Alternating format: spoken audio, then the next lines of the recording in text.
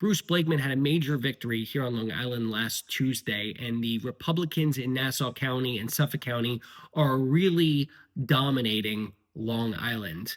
Uh, Blakeman won 55% of the vote, trouncing Seth Koslow, the Democratic challenger.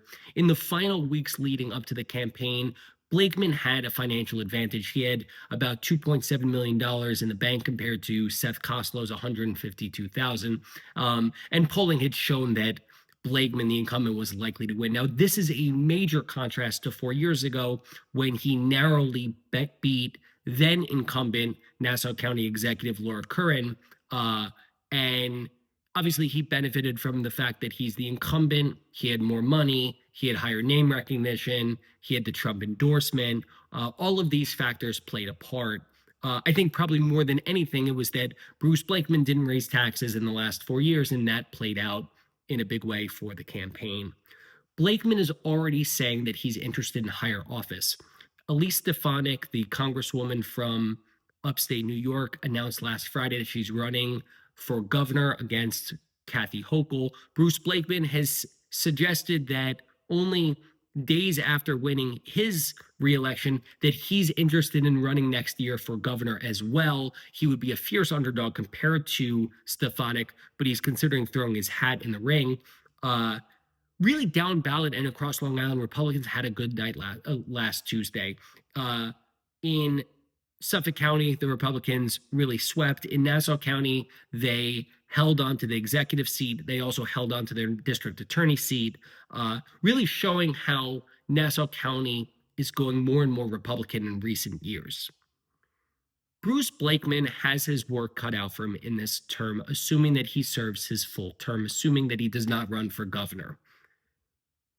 The most important issues for Blakeman will be the cost of living on Long Island and the local economy. Jobs and the cost of living that is just too damn high on Long Island is really the priority of most Long Islanders. He will also have issues of immigration and safety and ICE cooperation that are on a lot of voters' minds. It's a very polarizing issue. But probably the most important thing is the local economy. And focusing on keeping taxes low, housing affordability, elder care, health care, all of the things that make living on Long Island so darn expensive. My hope is that he does not spend more time on the culture war issues that he spent in his first term. In his first term, he spent time on mask mandates and trans issues when really they didn't affect a whole lot of people, while local taxes and economic development did. Now, it's important to recognize that Bruce Blakeman won despite two major local economic failures in his first term. Two major projects fell through under his watch.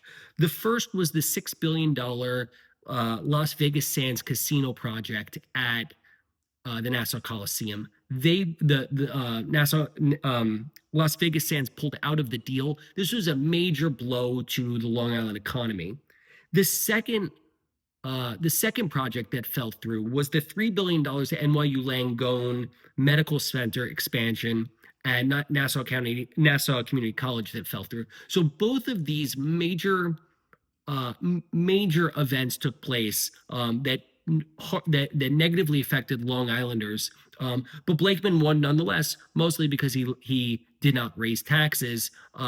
Blakeman, my hope is that he focuses on Long Island, the cost of living, bringing people who may be fleeing Mamdani's New York City to Nassau County. My hope is he works every day in the next 4 years to bring down the cost of living on Long Island so more people can live here comfortably.